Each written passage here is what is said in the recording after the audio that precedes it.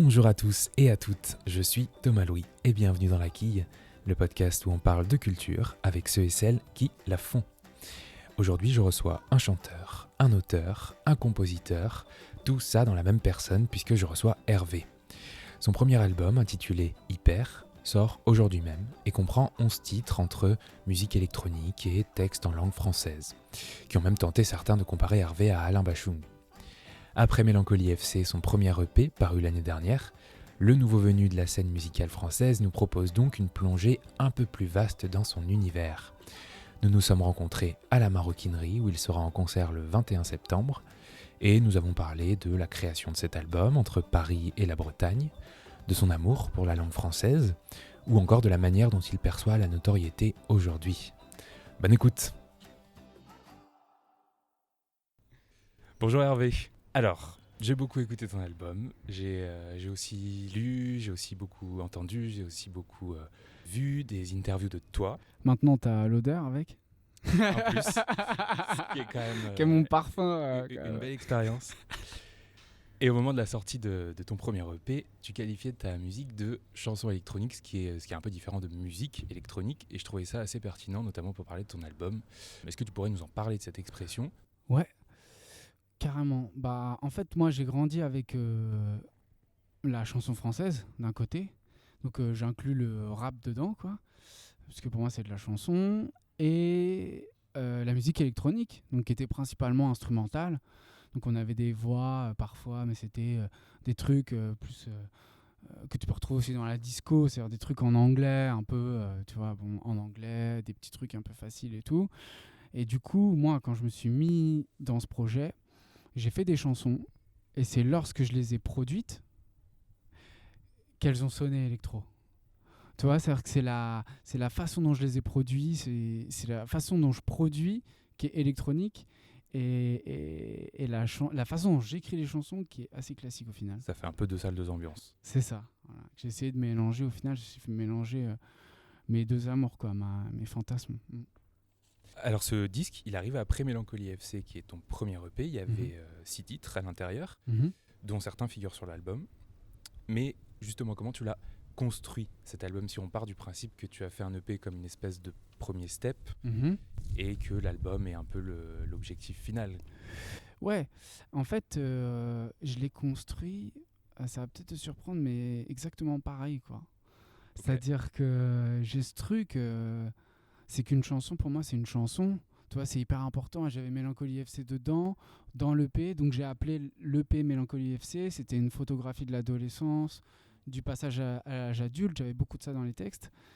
Mais dans l'album, c'est exactement la même façon de procéder. En fait, j'ai les mêmes claviers. Il y a juste 5 titres en plus. Voilà, et voilà. Ça fait toujours le même principe de voilà. Une œuvre. Et j'ai eu plus de temps, en fait. Tu vois, j'ai eu plus de palettes, plus de cordes à mon arc, parce que j'avais fait 6 titres. Là, j'en ai 11. J'en ai gardé 2, donc j'en ai fait 9. Attention, les maths. Attention. Et du coup, j'ai eu plus de temps. Donc j'avais envie de trucs dansants, j'avais envie de trucs d'avoir des trucs solaires, d'avoir le temps pour une balade. Voilà, j'ai eu du temps. Ouais. Et justement, cet album, tu l'as réalisé à Plougasnou. Alors j'ai quand même regardé des vidéos YouTube pour savoir comment on prononçait Plougasnou. Ah, ça me fait trop plaisir. C'est comme Mérina. Tu sais, Mérine et Mesrine, c'est... Exactement. Donc Plougasnou, c'est en Bretagne, dans le Finistère. Ouais. Quel rôle a joué le confinement dans ta vision et donc dans la création de cet album? Parce qu'on est mi-juin, l'album sort, et en fait on sort également du confinement, donc j'imagine qu'il y a eu un vrai impact. Ouais, en fait, moi j'étais confiné l'été dernier pour l'album, pour l'écrire. À Plougasnou. Pas très loin de Plougasnou, j'avais loué une baraque et tout, une petite baraque au bord de la rivière, là, au pont de la Corde, voilà, avec des potes et tout. Voilà, au début, j'étais quand même assez seul pour m'enfermer, pour écrire. Ensuite, je suis sorti de mon petit confinement en me disant, voilà, j'ai fait un premier clip, le premier jour du reste de ma nuit. Voilà, je m'apprêtais à répéter, faire la scène, tu vois, rencontrer mes musiciens, bosser le live, voilà, les festivals, tout ça. Aller vers l'album, quoi. Par exemple. Et là, boum, reconfiné. Et du coup, c'est assez marrant parce que Moi, l'état de confinement, c'est un état que j'apprécie en fait. J'aime être enfermé dans ma bulle. Et tu travailles assez seul, non? Ouais, je fais tout seul en fait. D'ailleurs, Jusqu'au mixage. Ouais. pour quelle raison, pas pour quelle raison est-ce que tu veux Ouais. être seul, mais pour quelle raison tu ne t'accompagnes pas de De ce que tu sais pas faire, producteur ou de peut-être? réalisateur. Ouais. Ouais. Bah en fait, c'est naturellement. En fait, j'ai pas de calcul. Je vais pas me dire, je vais prendre le producteur du moment, il va me faire aujourd'hui, hein, tu vois, il va me Oui, faire bien sonner sûr. le truc. En fait, je vis tout à l'instinct. Donc en fait, depuis que je suis adolescent, je fais de la musique comme ça. Je fais mes prods sur mon ordi. Ensuite, je fais les textes, j'en fais des chansons, je m'enregistre, tu vois, je fais la prod, les arrangements, les trucs.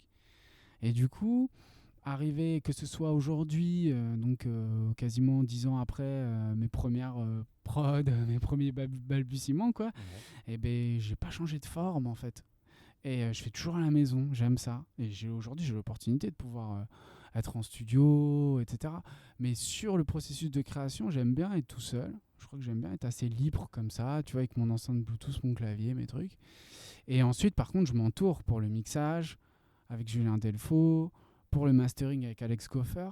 C'est des étapes ultra importantes pour moi. Carrément, ouais. Et là, j'ai eu Vincent Tégère et PR2B aussi qui m'ont fait l'un les batteries et l'autre des voix féminines sur 2 titres, sur Maelstrom et Trésor. Mais ouais, non, j'ai fait comme ça. Et puis peut-être le prochain, j'aurai envie d'être avec plein de monde et voilà, et je le ferai avec plein de monde, quoi. Ouais. Pour l'instant, on est très bien. Voilà. Alors avant d'être Hervé en solo, tu avais ce groupe en 2015, ou plutôt ce duo, Ouais. qui s'appelle Postal, avec le Britannique Dennis Brown. Ouais.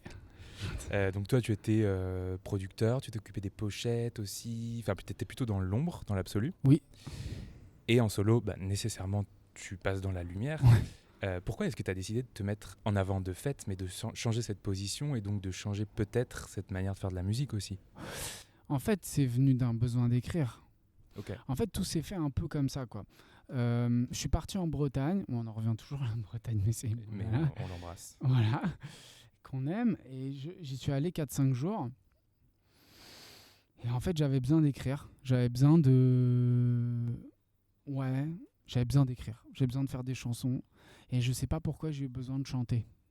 C'est ça c'est qui a ça. été déterminant. C'est le moment où j'ai eu envie de chanter mes textes. Et je savais pas du tout quelle voix j'avais. Et je savais pas du tout ce que ça allait donner, si j'en étais capable ou non. Et je me suis enfermé, je me suis lancé. Puis j'ai fait une chanson, 2 chansons. Et en fait, très rapidement, je me suis rendu compte que c'était... que j'étais très heureux de m'être accordé ce kiff-là, qui aurait pu être une torture, qui l'a pas été, tu vois. Je me suis dit, ah, c'est trop cool, j'ai envie de faire ça, en fait, dans ma vie, quoi. Et ça s'est fait... et ça s'est fait comme ça. Je suis revenu avec mes chansons, je savais pas trop ce que ça valait, mis à part le fait que... Et il y en a qui sont dedans, hein, là, de cette expérience-là. Il y a Paré au Parade que j'ai écrit à ce moment-là. Enfin, tu vois, je l'ai jamais dit, je te le dis, là, tu vois. C'est vraiment des fureurs de vivre aussi. C'est ma première semaine en Bretagne où je m'enferme, quoi. Et des chansons qui sont restées et qui étaient importantes pour moi de les laisser, tu vois. C'est pas un truc...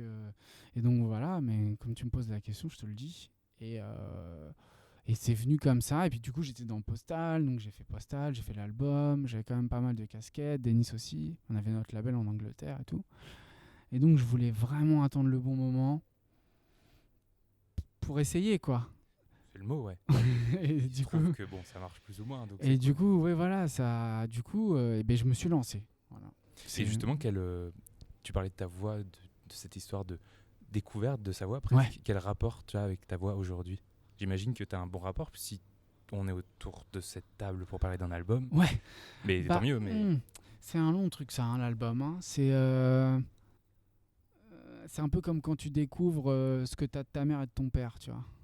Tu vois, t'as les yeux, t'as le haut du visage de ta mère, t'as le sourire de ton père, t'as les humeurs de l'un ou de l'autre, t'as voilà, sensibilité de l'un ou l'autre. Et voilà, c'est un peu ça la voix, hein, c'est que ça vient, tu choisis pas. Et en fait, au début, c'était hyper, et ça l'est encore, vachement empreint de ce que j'ai écouté toute ma vie. Donc moi, le mec que j'ai écouté le plus, c'est Bachung. il y a même une reprise. Il y a une reprise, de du coup, Bachung. tu vois, j'ai fait la peur des mots pour ça, pour carrément assumer ce truc, parce que c'est venu comme ça.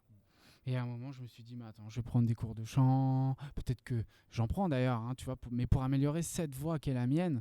Ouais. Mais j'ai douté beaucoup en me disant, oh merde, c'est quand même pas, tu vois. Ouais. Tu vois, Ouais. merde, ça pourrait être mieux, comment ça se fait et tout. Et au final, j'ai décidé de l'accepter. Et en l'acceptant, bah, je me suis accepté, puis j'ai décidé de m'appeler Hervé, parce que c'est mon prénom. Et puis j'ai décidé d'aller seul sur scène. Et puis voilà, j'en ai fait une espèce de catharsis. Il y a eu un truc de l'ordre de... Je m'en rends compte maintenant. Hein. Et sur le Ok. coup, je m'en rendais pas compte du tout. Mais C'est que drôle. je suis allé au front comme ça, quoi. Dans Maelstrom, dans Cœur Poids Plume, dans Trésor, dans Mm. Désert de toi, Mm. tu utilises beaucoup la deuxième personne, le tu. Tu t'adresses beaucoup aux gens Ouais. dans cet album. Exactement. Est-ce que tu as pensé C'est marrant que tu remarques ça. Est-ce que tu as pensé cet album, je sais pas, comme bon, déjà c'est personnel, mais est-ce que tu as pensé cet album comme je sais pas, une lettre ouverte mais un peu personnelle, enfin Mhm. En fait, les textes, c'est assez spécial. Moi, j'ai toujours aimé, tu vois, les auteurs, les chanteurs. J'écoute une chanson en boucle. Pour moi, elle résonne en moi, elle veut dire quelque chose. Je suis sûr que, je sais pas moi, que Christophe a voulu dire ça, que Ouais. Christine a voulu dire ça, Christine de Queens par exemple, tu vois. Ah, et puis finalement, tu regardes l'interview, tu lis un bouquin et tu dis, mais en fait, ça parlait pas du tout de ça, quoi. Et en fait, j'aime beaucoup l'idée que chacun puisse interpréter les textes Ouais, comme il veut. se retrouve dans Ouais. Et il y a des trucs pour moi qui sont ultra impudiques que tu vas pas voir. Tu vois, qui sont mêlés à tout ça, tu Ouais. vois. Et des trucs qui sont de l'ordre du fantasme, et des trucs qui sont de l'ordre de, du jeu de mots que j'aimais bien, que je fais claquer sur un truc, d'autres de l'observation. Et donc, en fait, c'est un mélange de tout ça, les textes. Ouais. Bah justement, en parlant de jeux de mots, etc., t'as un vrai, on en a déjà un peu parlé, mais t'as un vrai amour de la langue. Donc on l'a dit, tu as repris La peur des mots de Bachung sur l'album. Ouais. Un des premiers artistes qui t'a marqué, c'est Jacques Higelin notamment, hein, mais qui est un chanteur qui est quand même très ancré dans la langue française. C'est incroyable. Ouais. Donc j'imagine que c'est un peu aussi ces influences-là qui t'ont fait écrire en français, parce que Oui. maintenant la question peut parfois se poser. Mais quel matériau c'est le français pour toi? Parce que on sait bien que tes textes, ils sont pas là pour se couler seulement dans la mélodie. Enfin, on peut vraiment aussi écouter l'album, on peut vraiment l'écouter. Et pour le dire simplement, c'est assez fouillé. Ouais, grave. Donc les mots ont nécessairement un intérêt. Ouais, mais complètement. En fait, c'est primordial pour moi. Plus que la mélodie. Plus que la mélodie de voix, ouais. Ok. Voilà. Pas la mélodie derrière, mais la mélodie de voix, ouais. C'est marrant. Mais j'ai jamais remarqué, mais maintenant que tu me le dis, je remarque. Ravi d'avoir fait ce chemin pour toi. Mais ouais, du coup, oui, complètement. Je valide jamais une chanson si le texte, je l'ai pas retourné dans tous les sens. Et en fait, en m'intéressant, tu parlais de Bachung, tu vois, donc il y a ces auteurs. Il y a Jean Fauque, il y a Bergman, il y a Tardieu, il y a tous ces mecs-là. C'est incroyable la recherche. C'est le jeu, quoi. C'est le truc de dire, voilà, quand je dis 7 heures Desert Eagle, sensible mais sensible, tu vois. Ou je vais te dire, tu vois, il y a des jeux de mots comme ça. Celui de Jean Fauque, tu vois, moi, je te couvrirai de baisers, tu vois. Ouais. On se fait si bien du mal, on le fait si bien. Je crois que ça devient animal. Pourquoi tu te fais la mal quand je te veux du bien? Quand tu te fais du mal, tu reviens. Enfin, il y a ce truc de... faut que ça ait du sens. C'est-à-dire que le sens, c'est avant le son, quoi. Avant, tu vois, le truc, on se dit, ça passe, c'est cool ou pas. Mais, et donc, du coup, c'est tout l'enjeu, quoi. C'est que je me dis, il faut que ce soit bien écrit. Mais faut pas que ce soit relou. Faut que j'arrive à avoir l'image. Et pour ça, il y a un mec qui est trop fort que j'admire, c'est Orelsan, tu vois. Ok. Orelsan, c'est incroyable. Ça veut dire qu'il... Putain, il pose ce qu'on appelle des facts. C'est-à-dire qu'il, tu vois, ça va de San, des fêtes de famille, tu vois, au premier titre, tu vois, suicide social et tout, de la mayonnaise sur leur mallette, tu vois, je sais plus ce qu'il dit, tu vois, dans suicide social, ou tu vois, dans Bijou Bijou, il dit, Bachung, je crois que c'est Bergman qui crie, qui dit les cheveux dans le lavabo, tu vois.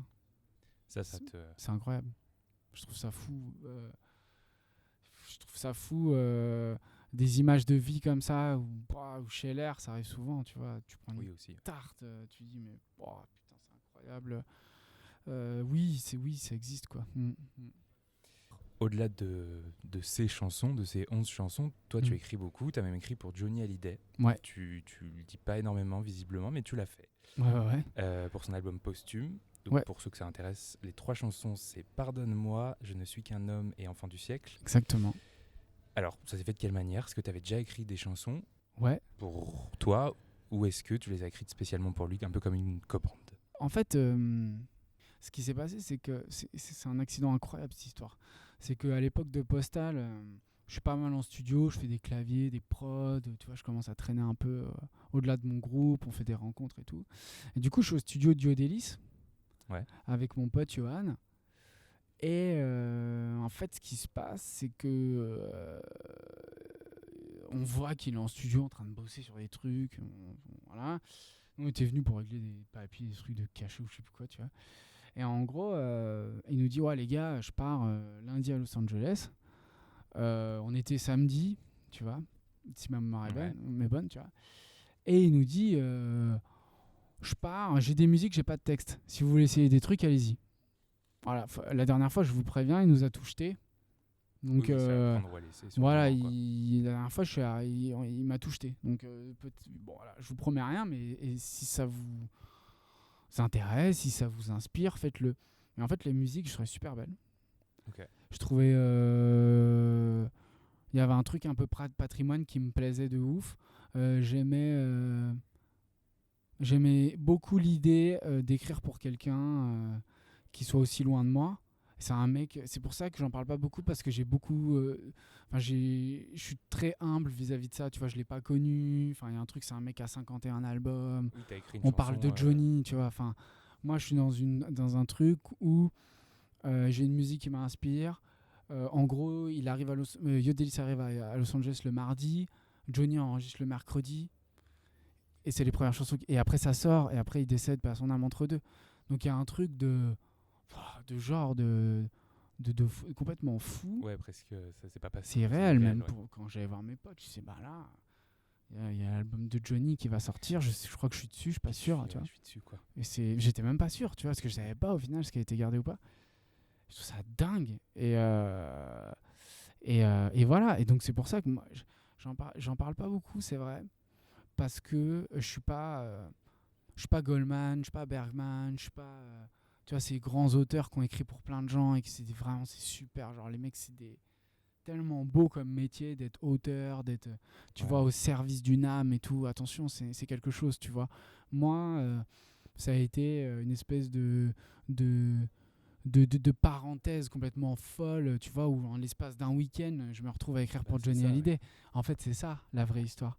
C'est pas 6 mois de travail à essayer de placer des textes depuis des années, quoi. Mais bon, le fait est que... Oui, voilà.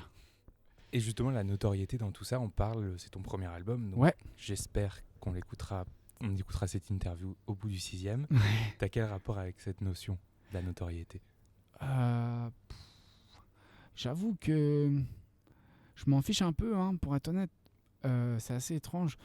Fait que moi, j'étais souvent dans l'ombre, quoi, tu vois. J'étais souvent dans la prod, chez moi, je fais de la zik, je traîne pas dans les studs, je traîne pas en soirée, tu vois, j'avais même pas depuis 15 ans. Enfin, j'ai une vie très simple, quoi, vraiment. Sans faire le mec qui a une vie très simple, c'est vrai, quoi, je suis quelqu'un de simple. Mais la notoriété, je le prends hyper positivement. Tu vois, c'est comme les comparaisons, quoi. Je le prends trop bien. On me dit, ah, mais ça me fait penser à Bachung, par exemple. Des fois, on me le dit, tu vois, ça me fait penser à un tel. Génial, mais qu'est-ce que tu veux me faire comme plus beau confinement ? Confinement, putain, ça m'a eu. Compliment, tu vois. Et pareil, et pareil dans ce cadre. Tu vois, si je suis dans le terrain, en train de boire un café et que quelqu'un qui vient me voir et qui me dit, ah, j'étais là. Oh, tu vois, c'est petit comme. C'est des caresses, ça. Tu vois, souvent, c'est des trucs hyper positifs, donc c'est des compliments. Les compliments, c'est des caresses, quoi. Moi, je les prends, tu vois. Dès lors où et puis, je côtoie aussi, tu vois, des artistes dont j'ai fait les premières parties, des gens que je connais qui sont très connus, qui le vivent hyper bien. Je vais le dire parce que tu le diras hyper pas. sainement. Pour ceux qui se demandent, c'est Eddie De Pretto, Clara Luciani. Entre autres, ouais. Et ouais. Et non, mais pas mal d'autres qu'on se croise en festival, des trucs, des gens qui sont très connus et qui vivent ça super cool. Donc au moins, si je commence à me dire, ouais, non, c'est pas une question que je me pose. Voilà, si on se croise, on se croise, tu vois. Et puis, il faut pas oublier un truc. C'est un pote à moi qui me disait ça. Je parle pas pour mon cas, hein, parce que je suis pas une notoriété folle. Hein. Mais la personne, elle te voit une fois dans sa vie. Toi, tu la vois pas, mais elle te voit une fois dans sa vie. Tu vois, c'est con. Moi, je me souviens, quand j'ai vu Branco des Phoenix pour la première fois de ma vie, dans Paname, Ouais. il se rappelle pas de moi, mais moi, je me rappelle de lui. Quand j'ai vu Guiman des Daft, je l'ai coupé dans sa tomate mozza, quoi. Enfin, tu vois, non, mais je l'ai coupé, je suis allé le voir. Je lui ai dit, mec, t'as changé ma vie. Je l'ai vu une fois. Il a été super cool. Je me suis dit, c'est trop cool. Voilà. Trop bien. Est-ce que tu te souviens de ta première scène? Ouais, de ouf. Oh là là. Ma première scène, c'était avec Postal. Ouais. On s'est retrouvés en première partie de Paul Kalkbrenner. 15 Pas 000, comme première partie, comme première scène. 15 000 personnes en Italie. Home Festival à Trévise. Là, j'étais jamais monté sur une scène aussi grande. Il y avait tellement de basses que l'ordi il est tombé. Genre, ça a pas coupé parce que c'est le câble USB qui a retenu l'ordi. Donc ça, c'est fou. J'avais les jambes qui tremblaient tellement fort et je les ai encore. Tu m'étonnes. Rien que d'y repenser. Et voilà. Mais c'était ma première. Mais à chaque fois, c'est toujours pareil. Oh là là, avant la scène, c'est quelque chose. Hein. Prochaine date à Paris, la Maroquinerie, Ouais, là où on se trouve, exactement. le 21 septembre.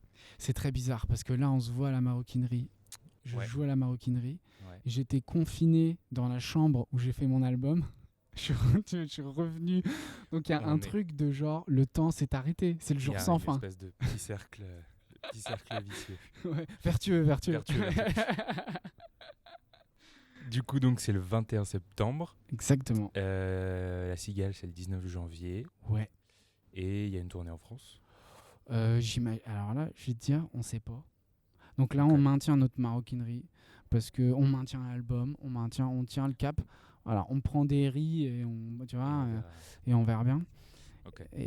Mais ouais, la Cigale, putain, ouais. C'est La fou. Cigale. Je l'ai appris avant-hier, c'est La Cigale, quoi. c'est malade. Je suis tellement content. Et une question que je pose à tous mes invités, à toutes mes invitées, est-ce que tu as un coup de cœur culturel à nous partager? Ouais. Il y a une photographe, c'est la première qui me vient. On fait la première qui me vient. On fait pas par ordre. La première. On fait pas de classement. Hein. C'est trop bien. Ok. Ça me va parfaitement. C'est une nana qui s'appelle Tishmurta. Tishmurtha. Ok. C'est une photographe anglaise qui a beaucoup photographié pendant Thatcher, donc tu vois, à Newcastle, tout ça, c'est en noir et blanc. Et il y a un bouquin qui s'appelle The Youth Employment de photos, donc c'est des photos. Oui. Et c'est magnifique, je vous invite à googler ça, parce que moi ça me parle et je trouve ça magnifique. Voilà. Tishmurtha. Ouais. Mon coup de cœur, c'est ça. C'est Daft Punk. Si vous connaissez pas, vous pouvez écouter Go, Harder, Better. Bah super, ça s'appelle Hyper, c'est le premier album d'Hervé. Merci Hervé. Merci pour l'accueil. Et bien voilà, la quille c'est terminé pour aujourd'hui, mais on se retrouve très vite avec un nouvel invité ou une nouvelle invitée. En attendant, si l'entretien avec Hervé vous a plu, vous a donné envie d'écouter son album, n'hésitez pas à partager cette interview autour de vous, mais aussi à vous abonner à la quille, à mettre 5 étoiles sur Apple Podcast par exemple. Ça coûte rien et ça m'aide à développer le podcast. Bref, merci beaucoup pour votre écoute et à très très vite.